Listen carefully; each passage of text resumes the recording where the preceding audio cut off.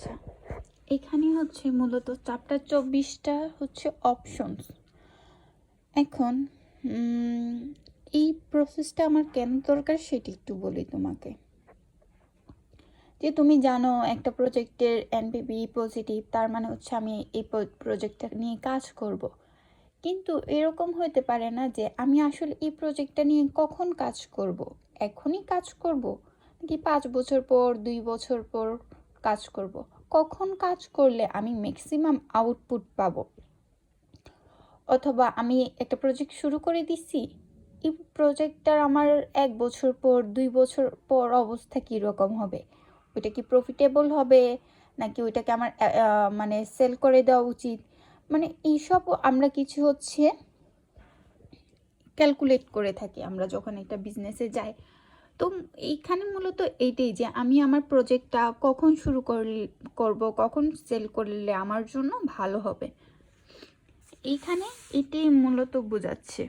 মানে এই timing of ডিসিশনটাকে কখন করব, অপশন আমি কি এখন ওয়েট করব, আমার কি আচ্ছা এই জিনিসটা আমি কিভাবে বুঝবো, যেই বছরে আমার এনপিভি সব থেকে বেশি সেই বছরে হচ্ছে আমরা আমাদের প্রজেক্টটাকে নিব।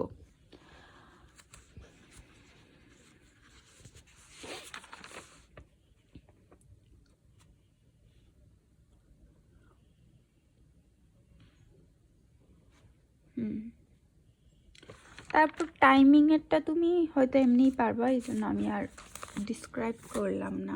আমরা ডিরেক্ট একটা ম্যাথে যাই। যেমন একটা ম্যাথ তোমাকে আমি হাতে ধরে করাই, হয়তো তখন তুমি বুঝতে পারবা। দেখো এখানে দেখো একটা 13 নম্বরের একটা ম্যাথ বলতেছি কি অপশন টু ওয়েট। আরে আমি কি করবো, আচ্ছা পুরাটা বলি। কোয়েশ্চেন দিচ্ছে কি if purchase, so what should you purchase the machine, if so when should you purchase. মানে বলতেছে তুমি কি মেশিনটাকে পারচেজ করবে, অথবা যদি করো কখন করবা। বললো যে your company is deciding whether to invest in a new machine. The new machine will increase cash flow by 4,85,000 per year. You believe the technology used in the machine has a 10-year life. In other words, no matter when you purchase the machine, it will be obsolete 10 years from now. The machine is currently priced at $2.95 million. The cost of the machine will decline by $3,15,000 per year until it reaches 1.375 million. Then 13,75,000 যেটা আর কি, where it will remain, মানে তোমার cost তো এই 2,95,000 থেকে 3,15,000 কমতে কমতে ততক্ষণ পর্যন্ত কমবে যতক্ষণ পর্যন্ত না আমার কস্ট আইসা কত দাঁড়াবে, 13,75,000 দাঁড়াবে, এরপর কিন্তু আর কমবে না। If your required return is 8%, should you purchase the machine, যদি তোমার রিকোয়ার্ড রেট অফ রিটার্ন 8% হয় তুমি কি পারচেজ করবা। If so when should you purchase, যদি তুমি করো তাহলে তুমি কখন পারচেজ করবা। এখন আমি পারচেজ করব, সেটার জন্য আমাকে এনপিভি দেখতে হবে। যদি আমার এনপিভি পজিটিভ আসে তাহলে আমি পারচেজ করব। তারপর আমি ডিসিশন নিব কি আমি কোন বছরে পারচেজ করব। তাহলে আমার যেহেতু মেশিনটার লাইফ 10 বছর, আমি প্রথম বছরের এনপিভি বের করব, দ্বিতীয় বছরের এনপিভি বের করব, তৃতীয়, মানে এরকম আমি এনপিভি বের করতে থাকবো ইচ বছরে, যতক্ষণ পর্যন্ত দেখবো যে আমার এনপিভি বাড়তেছে। তারপর একটা টাইমে আইসা আবার এনপিভি আমার কমা শুরু করবে। তো আমার ওই পয়েন্টটা দরকার যেই পয়েন্টে আমার এনপিভি হাইয়েস্ট, সেই পয়েন্টটাতেই হচ্ছে আমি আমার জিনিসটা পারচেজ করব। যদি এখন আমরা লিখি গিভেন দ্যাট ব্লা ব্লা ব্লা, যেগুলো আমরা লিখি সাধারণত, তো দুইটাই তাও অন্ধকার লাগতেছে, যেমন 13 ম্যাথ given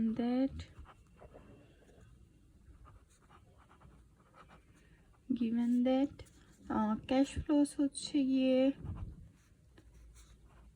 4,85,000 এন্ড হচ্ছে গিয়ে 10 প্রাইস। আচ্ছা কস্ট, এটা হচ্ছে কস্ট কত, 2,95,000। কস্ট কমতে থাকবে কত, 3,15,000 করে, ওইটা লিখলাম না। আচ্ছা ডিক্লাইন কস্ট দিয়ে লিখে দিই। ডিক্লাইনিং কস্ট হবে 3,15,000 পার ইয়ার। তারপর হচ্ছে আয় হবে 8%। তাহলে আমার দরকার কি এনপিভি কত। তাহলে আমি ইয়ার 0-তে প্রথমে হচ্ছে এনপিভি ক্যালকুলেট করব।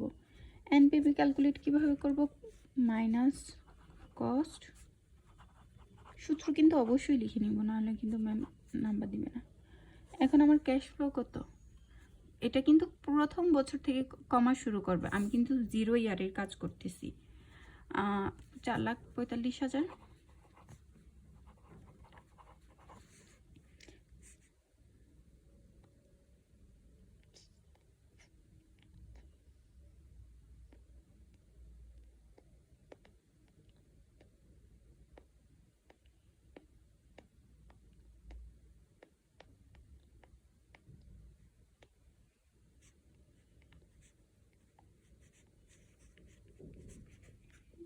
আচ্ছা আমরা কি করি, যে আমরা হচ্ছে এরকম 1 প্লাস, যেহেতু এটা 8% 0.1 এরকম করে লিখি না, 1 প্লাস 0.1 10 বছর লিখতে হবে। যেহেতু আমরা একটা শর্টকাট সূত্র শিখছি, যখন এরকম হয় আমরা পিভিআইএফ এর মাধ্যমে বের করতে পারি।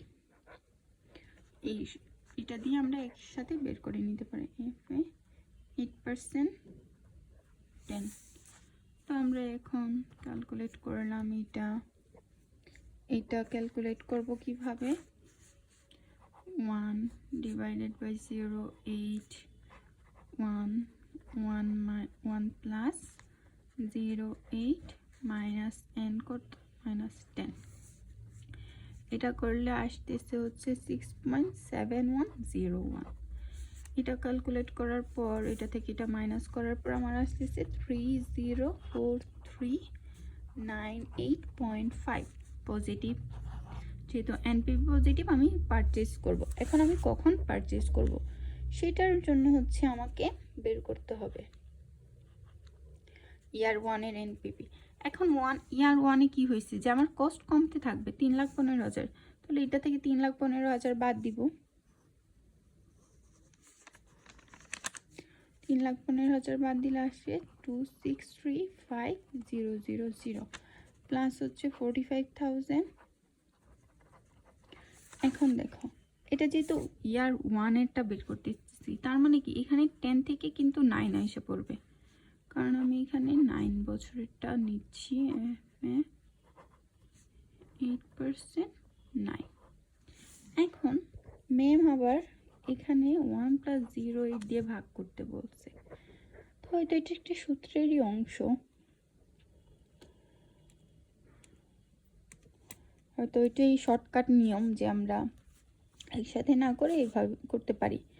আর যেহেতু এটা শূন্য ছিল, ও না ঠিকই তো আছে, আমিও এখানে তো ভাগ করতাম, যেহেতু এটা আমি শূন্য পিরিয়ডের ক্যাশ ফ্লো ধরছি, এই জন্য এটার নিচে হচ্ছে আমি কিছু আনি নাই। আর এটা যেহেতু হচ্ছে আমি 1 এর বের করতেছি, ইয়ার 1 এর, এই জন্য এটার রেট আসতেছে। এখন এটা ক্যালকুলেট করার পর আসলো হচ্ছে 400463.82। এখন দেখো এনপিভি 0 এর ছিল কত, 3 লাখ। এনপিভি ফার্স্ট ইয়ারও হলো 4 লাখ, বাড়তেছে, বাড়লে আমি আমাকে পরেরটা দেখতে হবে। ইয়ার 2 এর এনপিভি বের করব, কীভাবে বের করব, এইখান থেকে হচ্ছে এই টাকা থেকে আবার 3,15,000 কমবে, এই টাকা থেকে আবার 3,15,000 টাকা কমলে হয় হচ্ছে 2320 000 প্লাস 485,000 ইন্টু PBIF এ হয়ে যাবে 8%, 8, যেহেতু আরেক বছর কমে গেল। এখন যেহেতু এটা দ্বিতীয় বছরের, এই জন্য এটাকে দ্বিতীয় দিয়ে ভাগ করতে হবে।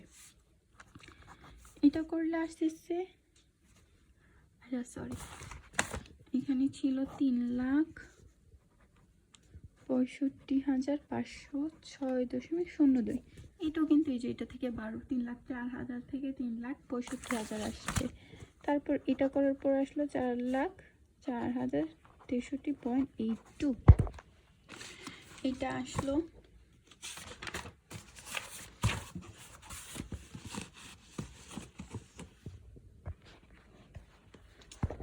তো বাজে অবস্থা এর লাইটিং এর।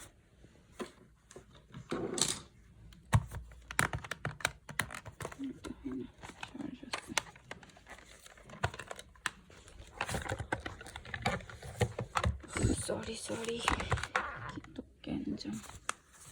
তারপর হচ্ছে ইয়ার 3টা আবার বের করব। এখন আবার এখান থেকে যেহেতু 13,75,000 আসে না, এখান থেকে আবার 3,15,000 বাদ যাবে।